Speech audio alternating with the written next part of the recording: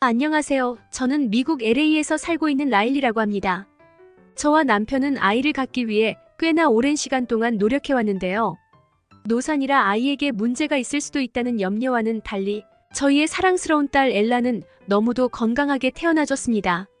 그러나 엘라가 태어났다는 기쁨도 잠시 저희에겐 새로운 문제가 기다리고 있었는데요. 그건 바로 저와 남편 모두 직장을 다녀야 했고 저희 둘 모두 걸핏하면 출장이나 잦은 외근을 다녔다는 것입니다. 저는 육아휴직이나 이런저런 휴가를 써서 엘라가 2살이 될 때까지는 어찌어찌 버텼는데 이제는 정말 엘라를 돌봐줄 베이비시터를 구할 수밖에 없었죠. 남들은 베이비시터를 구하는데 몇 주는 쓰며 엄청나게 신중하게 고른다고 하던데 저희 부부의 기준은 너무나도 명확했죠. 그건 바로 한국인을 고용하는 것이었습니다. 물론 개발도상국에서 넘어온 더 저렴한 인건비의 베이비시터들도 많지만 제 주변 사람들을 비롯해 알만한 사람들은 전부 한국인을 고용했거든요. 제 주변 사람들은 한국인은 자신의 아이든 남의 아이든 그저 아이라면 그 누구보다 소중히 여기고 책임감도 무척이나 강한 사람들이기에 한국인 베이비시터를 고용한 것은 엄청나게 만족스러운 경험이었다고 말했죠. 그래서 저희는 한국인 베이비시터를 찾기 시작했고 다행히 이틀도 안 돼서 한국인 베이비시터를 고용할 수 있었습니다. 그녀는 나이도 꽤나 지긋한 중년의 여성이라 아이를 돌봐본 경험도 많을 것 같았고 무엇보다 그녀의 인상이 무척이나 좋아서 신뢰가 갔죠. 굳이 문제점을 꼽아보자면 그녀의 주소가 차이나타운 근처의 중국인 밀집 거주구역이었다는 건데 한국인이 코리아타운 옆에 한국인 거주구역을 바로 앞에 두고 굳이 차이나타운에서 살 이유가 있나 싶어 조금 의아하기도 했죠. 하지만 저희의 걱정도 그저 기우였을 뿐이었는지 몇 주간 고용해본 한국인 베이비시터의 일처리는 무척이나 만족스러웠습니다. 늦게 집에 돌아오면 완벽하진 않지만 적어도 물건들이 어질러짐 없이 제자리에 놓여 있었거든요. 그리고 그녀는 엘라의 기저귀를 가는 일이나 여러 해야 할 업무들도 잘 해나가는 것 같았습니다. 하지만 이러한 신뢰가 의심으로 바뀌기까지는 3주가 채 걸리지 않았습니다. 한국인 베이비시터를 고용한 직후부터 엘라의 엉덩이 주변으로 자꾸만 발진이나 여러 피부병 등이 생겼고 건강도 급속도로 악화되기 시작했거든요.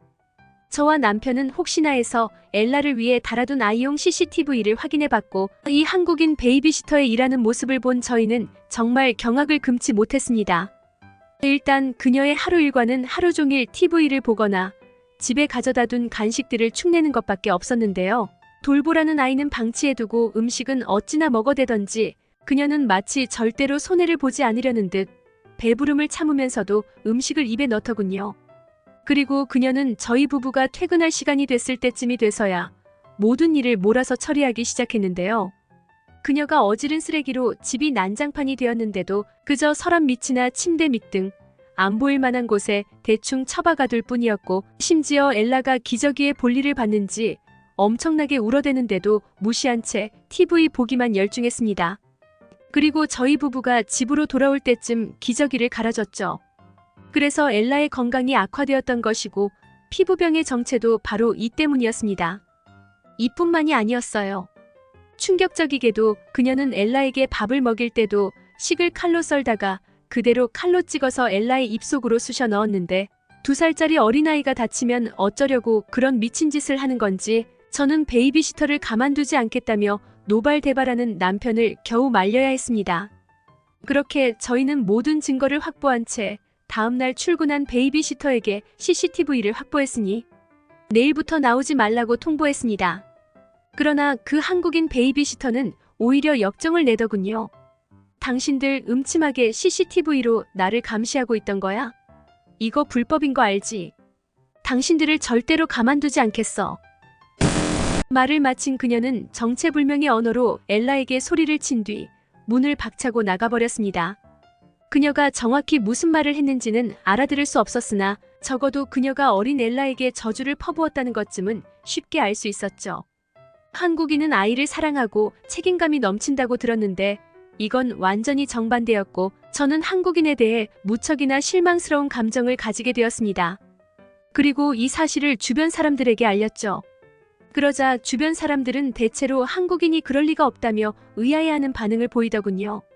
심지어 한 명은 제 말을 진지하게 듣더니 그건 한국인이 아니라 중국인일 거라고 말하는 게 아니겠어요? 실제로 자신의 지인도 한국어를 유창하게 구사하는 중국 내 소수민족을 한국인인 줄 알고 고용했다가 귀중품을 도둑맞고 아이도 방치되었다는 말을 해줬습니다. 그리고 그 중국 소수민족 사람의 특징을 들어보니 제가 고용했던 베이비시터와 똑같더군요. 저희는 중국인에게 속아 한국인이 아닌 한국어만 할 줄 아는 중국인을 고용했던 거였습니다. 솔직히 이쯤 되니 그냥 한국인이고 뭐고 돈을 조금 더 줘서라도 미국인을 고용하고 싶은 마음이 굴뚝 같아졌습니다. 하지만 주변 사람들의 한국인 칭찬이 너무나도 압도적이었기에 속는 셈치고 다시 한국인을 구해봤죠. 그렇게 이번에 연락 온 한국인도 중년의 여성이었는데요. 그러나 일전의 중국인과 달랐던 점이라면 이 한국인은 얼굴에 큰 흉터 자국이 있었다는 거였습니다. 남편은 엘라가 두려워할 것 같다며 다른 사람을 구해보자고 했지만 저는 뭔가 이 여성에게 믿음이 갔습니다. 왜냐하면 이 여성을 보다 보니 평생을 주부로 살며 저희 남매를 위해 희생해주신 저희 엄마가 떠올랐거든요. 그녀의 손은 습진투성이에 바쁜 삶을 살아서인지 신발은 밑창이 다 닳고 해져 있었죠. 저는 남편에게 이 여성을 한 번만 믿어보자고 말했고 그렇게 한국인 베이비시터와 저희 가족의 인연은 시작됐습니다. 하지만 한국인 아주머니는 출근 첫날부터 저희 가족과 충돌하게 되었는데요. 제가 퇴근하고 돌아오니 주방은 이상한 썩은 냄새로 가득했거든요. 저는 깜짝 놀라서 이게 무슨 냄새냐고 물었는데요. 이 한국인 베이비시터는 엘라의 피부병이 너무 심해서 한국의 전통 발효 음식인 청국장을 끓여봤다며 청국장을 먹으면 분명 괜찮아질 거라고 말하는 게 아니겠어요? 솔직히 제가 한국인도 아니고 청국장은 난생 처음 들어봤을 뿐만 아니라 이런 압도적인 냄새도 처음이었습니다. 그래서 통 믿음이 안 갔죠.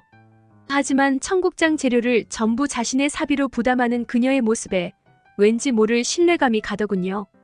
그리고 아이라는 표현 대신 엘라라고 정확히 말해주며 하루 만에 제 딸의 이름을 기억해주는 그녀를 보고 저는 그냥 그녀를 믿어보기로 했습니다.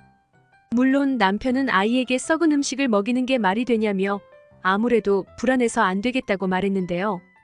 그는 지금이라도 늦지 않았으니 베이비시터를 교체하자고 주장하더군요. 하지만 저는 그녀에게 한 달만 시간을 주자고 말하며 남편을 달랬죠. 어쨌든 그날 이후 남편은 한국인 베이비시터를 통 못 믿겠는지 매일 밤 CCTV를 확인하며 별일 없었나 확인했는데요. 그러나 그의 바람과는 달리 한국인 베이비시터는 늘 모범적으로 일을 처리해갔습니다. 중국인들처럼 일을 미루지도 않았고 미국 음식도 먹이되 중간중간 한국 음식처럼 보이는 요리도 해주며 엘라를 정말 친딸처럼 돌봐줬죠. 그렇게 한국인 아주머니의 따뜻한 돌봄을 받은 엘라는 2주 만에 피부병이 전부 사라지는 믿기지 않는 호전을 보였습니다. 결국 그 후부터는 남편도 한국인 아주머니를 완전히 믿게 된 것 같았죠. 또한 한국인 아주머니는 인간적으로도 배울 점이 참 많았는데 가끔은 길을 가다가 엘라에게 잘 어울릴 것 같아서 샀다며 아기 옷이나 신발 등을 선물해 주시기도 했고 엘라가 한식을 참 좋아한다며 계속해서 사비를 들여 엘라의 음식을 만들어줬거든요.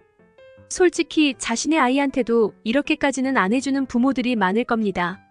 하지만 어떻게 남의 아이에게 이 정도로 애정을 가득 담아서 잘 해줄 수가 있는 건지 저는 한국인들의 인품에 다시 한번 반하게 됐습니다. 그리고 한국인 아주머니는 엘라의 교육에도 전적으로 신경을 써주시며 베이비시터 그 이상의 업무들을 수행해줬는데요. 이제 기저귀를 뗄 때가 된 엘라를 변기에 앉히며 변기를 친숙하게 여기게끔 했고 가끔은 인형을 사용하며 교육해주는 등 각종 기발한 방법을 통해 엘라가 기저귀를 뗄 수 있게 도와줬습니다. 사실 저희 부부는 기저귀를 뗄 때가 됐는데도 아직도 기저귀가 없으면 볼일을 보지 못하는 엘라에게 조급함을 느꼈고 가끔은 엘라를 다그치기도 했는데요. 그리고 그럴 때마다 엘라는 당황해하며 용변을 참는 최악의 모습을 보였죠. 하지만 한국인 아주머니는 너무나도 쉽게 엘라가 자연스레 변기를 사용할 수 있도록 도와줬습니다. 아마 한국인들은 아이를 좋아하는 만큼 육아법도 엄청나게 과학적이고 체계적인 모양이었죠. 어디선가 한국인들의 IQ는 전 세계 최고 수준이라고 들은 것 같은데 이렇게 어렸을 때부터 최고의 교육을 받다 보면 자연스레 머리가 좋아질 수밖에 없을 것 같다는 생각도 들었습니다. 그렇게 이 아주머니에게 존경심을 가지던 어느 날 한 번은 저와 남편 모두 이틀간 출장을 가게 되었는데요. 너무 감사하게도 한국인 아주머니는 기꺼이 엘라를 재워주시겠다고 했죠. 저는 당연히 아주머니를 믿었지만 그래도 엘라를 하루 동안이나 못 보는 건 정말 오랜만이었기에 엘라가 잘 있나 확인하려고 CCTV를 확인하게 되었습니다. 그런데 웬걸?